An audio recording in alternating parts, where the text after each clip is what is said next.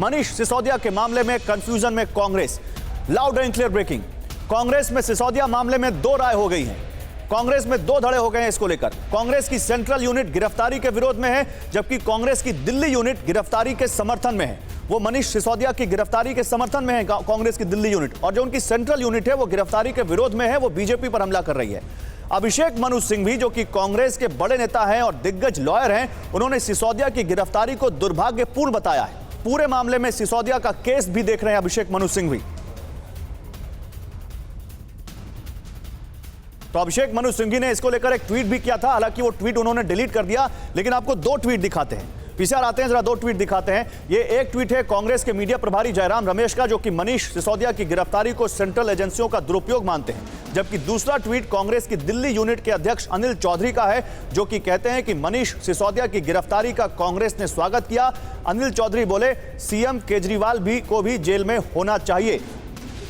तो केजरीवाल को जेल में डालने की मांग करते दिख रहे हैं दिल्ली कांग्रेस के अध्यक्ष अनिल चौधरी। जयराम रमेश इसको गलत बता रहे हैं। ये हो क्या रहा है? देश की सबसे पुरानी पार्टी कांग्रेस में कैसे विचारों का संकट है और कैसे पार्टी की सेंट्रल यूनिट और राज्य इकाई एक ही मुद्दे पर अलग अलग राय रखते दिखाई देते हैं।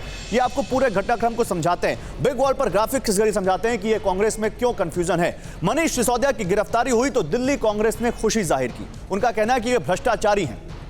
कांग्रेस के दिल्ली यूनिट चीफ ने अनिल चौधरी ने इसको लेकर खुशी जताई।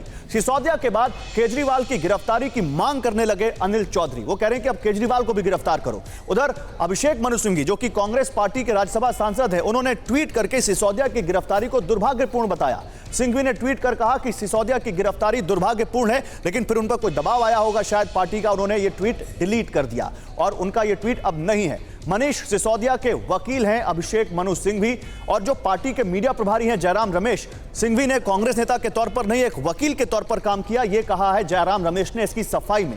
कांग्रेस के सहयोगी विपक्षी दलों ने भी एजेंसियों के दुरुपयोग की बात कही, जिसके बाद कांग्रेस पर भी कहीं ना कहीं दबाव दिखा और जयराम रमेश ने दिल्ली कांग्रेस से अलग लाइन ले ली।